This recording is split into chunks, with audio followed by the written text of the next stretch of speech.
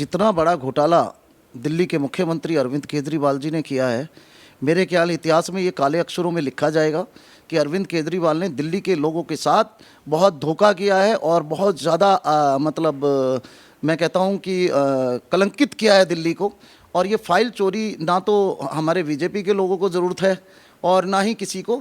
ये फाइल चोरी भी सौरभ भारद्वाज या इनके जो पार्टी के नेता हैं, जो लोग हैं आप पार्टी के, वही फाइल चोरी करके, क्योंकि उनके खिलाफ प्रूफ ना मिले, के पास कोई प्रूफ नहीं है बीजेपी के खिलाफ, और ये चाहते हैं कि बीजेपी को बदनाम करें लेकिन बदनाम नहीं कर सकते हैं। और एलजी साहब को भी ये बदनाम करने की कोशिश करते हैं। केजरीवाल जी आप जगह जगह जाकर के जो ये लोगों के पास जा रहे हैं, कभी ममता बनर्जी के पास, कभी राज ठाकरे के पास, उद्धव ठाकरे के पास, ये सिर्फ आप हम जनता का पैसा बर्बाद कर रहे हैं। मैं चैलेंज देता हूँ, इस जन्म में तो मोदी जी के रहते हुए आप प्रधानमंत्री के सपने लेना छोड़ दो, कभी नहीं बनोगे आप। और गलती से इस बार आप सीएम भी नहीं बनोगे, क्योंकि दिल्ली की जनता ने आपको सीएम बना दिया। अब जनता त्राही त्राही मचा रही है, पानी के लिए परेशान है, बिजली के लिए परेशान है, गंदे पानी आ रहे हैं, सीवर लाइनों के लिए परेशान है, झाड़ू के लिए परेशान है, नालियां भरी पड़ी हैं। दिल्ली सरकार अपने घर बनाए ना, पहले लोगों के काम तो बाद में करेंगे, पहले 45 करोड़ का अपना घर बनाए, उसका हिसाब दें। एक दिन जनता के लिए खोल दो ना कि आओ जनता, ये आप कहते थे मैं दिल्ली का बेटा हूं, तो क्या बेटे के मकान पे बाप का हक नहीं है? हम लोगों का हक नहीं है? हमारे लोगों के लिए, सबके लिए आप अपना मकान खोल दीजिए कि आओ आप, मैं दिल्ली का बेटा हूं। देखते हम भी 45 करोड़ का क्या क्या आपने लगवाया, 6-6 लाख रुपए के आपने पर्दे लगवाए हैं। बताइए क्या जवाब है आपके पास? देश की राजधानी दिल्ली में दिल्ली सचिवालय की में से जिस तरीके से फाइलें चोरी हो रही हैं, जिस पर आज बीजेपी का आरोप आम आदमी पार्टी सरकार पर लगाया गया है, तो वहीं दूसरी तरफ दिल्ली सरकार के मंत्री सौरभ भारद्वाज ये कह रहे हैं कि हमारे खिलाफ जो आरोप लगाए जा रहे हैं ये झूठे हैं और हम अधिकारी और बीजेपी के नेताओं के खिलाफ जाकर मुकदमा दर्ज करेंगे, मानहानि का जो मामला है वो दर्ज कराया जाएगा। इस पूरे मामले पर राजनीति इसीलिए हो रही है क्योंकि दिल्ली सचिवालय से जो फाइल गायब हुई हैं वो ज्यादातर वो हैं जिसमें दिल्ली सरकार के घोटाले हैं या फिर दिल्ली सरकार के मंत्रियों से संबंधित ये फाइलें हैं। शकील सैफी जी, आज आम आदमी पार्टी सरकार के मंत्री ये तक कह रहे हैं कि हमें फंसाने की कोशिश की जा रही है या फिर घोटालों का नाम लेकर हमारी सरकार को बदनाम करने की कोशिश की जा रही है। सचिवालय से जो फाइल गायब हुई है उस पर बात क्यों नहीं कर रही है दिल्ली सरकार? देखिए, जितना बड़ा घोटाला दिल्ली के मुख्यमंत्री अरविंद केजरीवाल जी ने किया है, मेरे ख्याल इतिहास में ये काले अक्षरों में लिखा जाएगा कि अरविंद केजरीवाल ने दिल्ली के लोगों के साथ बहुत धोखा किया है और बहुत ज़्यादा मैं कहता हूँ कि कलंकित किया है दिल्ली को। और ये फाइल चोरी ना तो हमारे बीजेपी के लोगों को ज़रूरत है और ना ही किसी को। ये फाइल चोरी भी सौरभ भारद्वाज या इनके जो पार्टी के नेता हैं, जो लोग हैं आप पार्टी के, वही फाइल चोरी करके, क्योंकि उनके खिलाफ प्रूफ ना मिले, तो फाइल चोरी भी यही करा रहे हैं। क्योंकि विपक्ष में 3 एमएलए हैं हमारे बीजेपी के, तो वो तो जाने से रहे फाइल चोरी करने या कुछ करने, तो इनके लोग और इनकी मिली भगत से ये फाइलें गायब करा रहे हैं ताकि इनके ऊपर मुकदमे दर्ज ना किए जाए। पर सर, इससे पहले तो आम आदमी पार्टी सरकार की तरफ से ये तक आरोप लगाए कि अधिकारी जो हैं वो सुन नहीं रहे हैं, हमारी एलजी की तरफ से दबाव बनाया जा रहा है कि हमारी बात ना मानी जाए। तो हमेशा एलजी या फिर अधिकारियों को लेकर ही सवाल क्यों उठा रही है आम आदमी पार्टी सरकार? देखिए, इतने भ्रष्ट हो चुके हैं केजरीवाल की सरकार, आप पार्टी की सरकार, कि इनके पास कोई प्रूफ नहीं है बीजेपी के खिलाफ, और ये चाहते हैं कि बीजेपी को बदनाम करें लेकिन बदनाम नहीं कर सकते हैं। और एलजी साहब को भी ये बदनाम करने की कोशिश करते हैं। अभी अध्यादेश ला करके एलजी साहब को दोबारा रूल दिया है, उस पर भी आवाज़ उठा रहे हैं। तो इनके पास कोई आवाज़ ही नहीं है, इनके पास कोई मुद्दा ही नहीं है। इनके आधे से ज़्यादा मंत्री तो जेल जाने की तैयारी में लगे हुए हैं। कभी संजय सिंह जी करते हैं कि संजय सिंह आ गया, 100 फुट दूरी बनाओ, 10 फुट दूरी बनाओ, या कभी ड्रामा। अरे केजरीवाल जी, आप सीएम हैं, आपने एक पोर्टफोलियो क्यों नहीं ले रखा? आप लोगों को फंसाए जा रहे हो, कभी सत्येंद्र जैन को फंसा रहे हो, कभी अपने मनीष सिसोदिया को फंसा रहे हो, कभी किसी को फंसा रहे हो। आप भी तो एक पोर्टफोलियो लीजिए ना। आप कैसे, आपके अधिकारी जो है वो कर रहे हैं, और आपके जो चेयरमैन हैं दिल्ली सरकार के, वो लोगों को छोड़ो, दिल्ली के लोगों को छोड़ो, बम्बे के लोगों को वो मेंबर बना रहे हैं और उनको अशोक चक्कर का निशान दे रहे हैं, जबकि अशोक चक्कर का सिंबल सिर्फ एक नॉमिनेट लोगों को मिलता है, हर किसी को नहीं मिलता है। लेकिन आपके जो अधिकारी और जो आपके माइनॉरिटी कमीशन के जो लोग हैं, वो जो आई कार्ड दे रहे हैं उन पे अशोक चक्कर लगा के दे रहे हैं, जबकि देना नहीं चाहिए। तो उल्टे काम आप कर रहे हो, ना कि हम कर रहे हैं। और आप लोग ये गलत नीति अपना रहे हैं।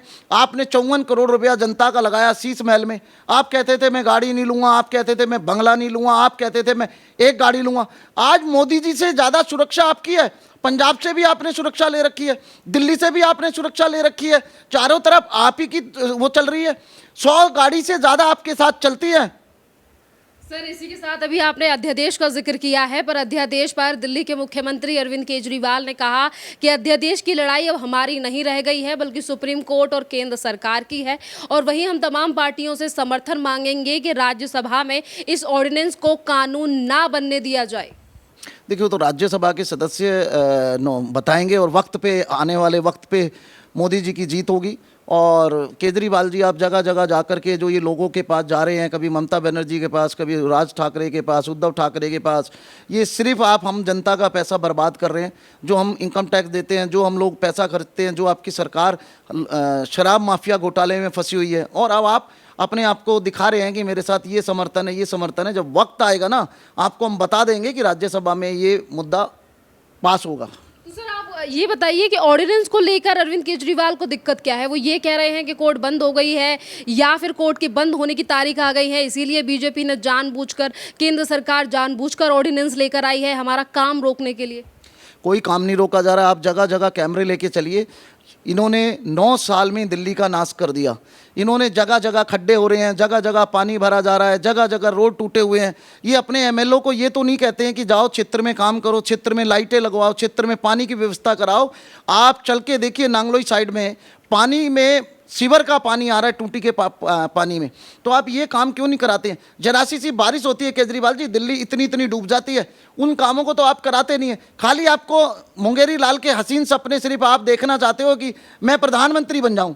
मैं चैलेंज देता हूं, इस जन्म में तो मोदी जी के रहते हुए आप प्रधानमंत्री के सपने लेना छोड़ दो, कभी नहीं बनोगे आप। और गलती से इस बार आप सीएम भी नहीं बनोगे, क्योंकि दिल्ली की जनता ने आपको सीएम बना दिया।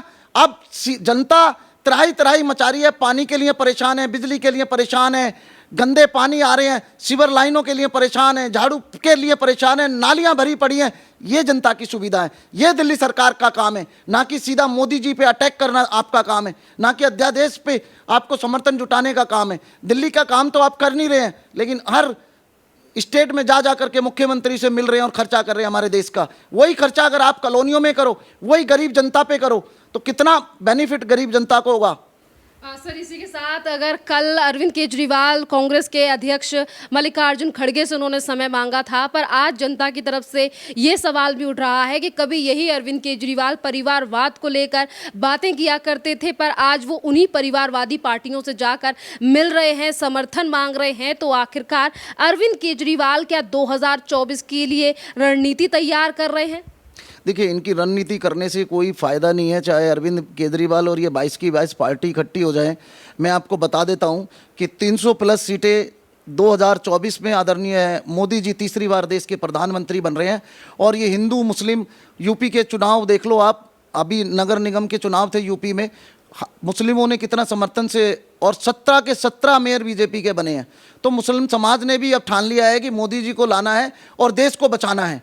हमने इन लोगों की बातें नहीं सुननी। कांग्रेस को हमने 70 साल झेला, अब अरविंद केजरीवाल को दिल्ली ने देख लिया 9 साल में, तो कोई इनमें से लाने वाला नहीं है। अरविंद केजरीवाल जी, मैं आपको चैलेंज देता हूं, आप 10 सीटें भी अगर लोकसभा की ले आए तो मैं आपको जो कहेंगे मैं आपको इनाम देने के लिए तैयार हूं। लेकिन हमारी तीसरी बार देश के प्रधानमंत्री, मैं किसी पार्टी से नहीं हूं, मैं बीजेपी का कार्यकर्ता नहीं हूं, हाँ मैं मोदी भक्त हूं, मोदी का चाहने वाला हूं, मोदी को दिल से प्यार करता हूं, मोदी जी को लाइक करता हूं और मोदी जी के लिए अपनी जान भी कुर्बानी देश के लिए करने के लिए तैयार हूं।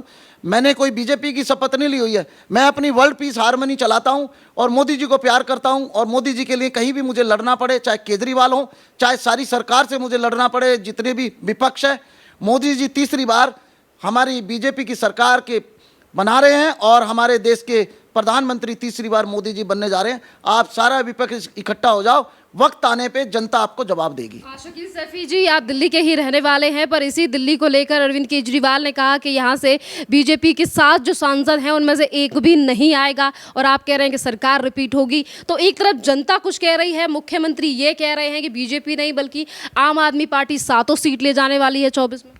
सातों तो छोड़ो, मैं तो 10 सीट पूरे देश की बात कर रहा हूँ, ये तो दिल्ली की बात कर रहे हैं। मैं पूरे देश से कह रहा हूँ अरविंद केजरीवाल जी, आप 10 सीटें लाके दे दो, दिल्ली के तो खा भी छोड़ दो आप। दिल्ली के सांसदों ने इतना काम किया है ना, और मोदी जी ने इतना काम किया है, और मोदी जी के नेतृत्व में हम 300 प्लस सीटें ला रहे हैं और मोदी जी को तीसरी बार प्रधानमंत्री बना रहे हैं। प्रधानमंत्री बना रहे हैं 100% प्रधानमंत्री बन रहे हैं। आप विद्वानों से पूछ लो, केजरीवाल जी आप प्रधानमंत्री के आगे नतमस्तक हो जाइए, आपको मौका है, और आप दिल्ली के लोगों की सेवा कीजिए। अभी तक दिल्ली वाले आपसे खवाएं, आप तो लोकसभा की 7 सीटों की बात कर रहे हो।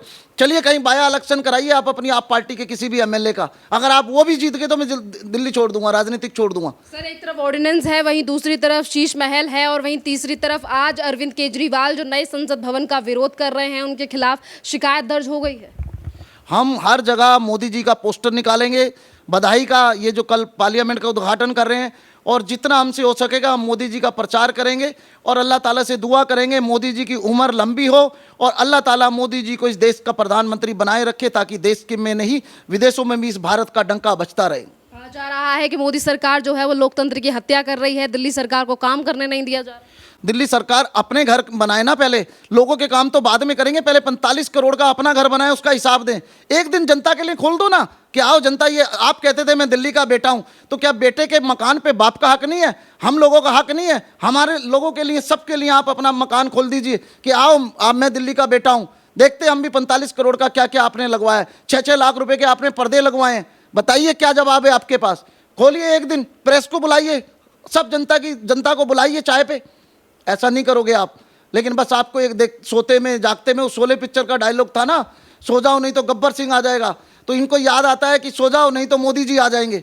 अरे मोदी जी तो आएंगे ही आएंगे, 2024 में भी देश के प्रधानमंत्री नरेंद्र मोदी आएंगे, और जनता के रहनुमा और जनता की सेवा करने के लिए जनता ने मोदी जी को चुना है, चाहे वो दिल्ली का काम हो, चाहे वो बाहर का काम हो। मोदी जी बहुत अच्छा कार्य कर रहे हैं, हम सराहना करते हैं, और मुस्लिम समाज की तरफ से उनको कल जो पार्लियामेंट का उद्घाटन करने जा रहे हैं, मैं इंडिया सैफी फ्रंट की तरफ से और मुस्लिम समाज की तरफ से उन्हें बधाई देता हूं।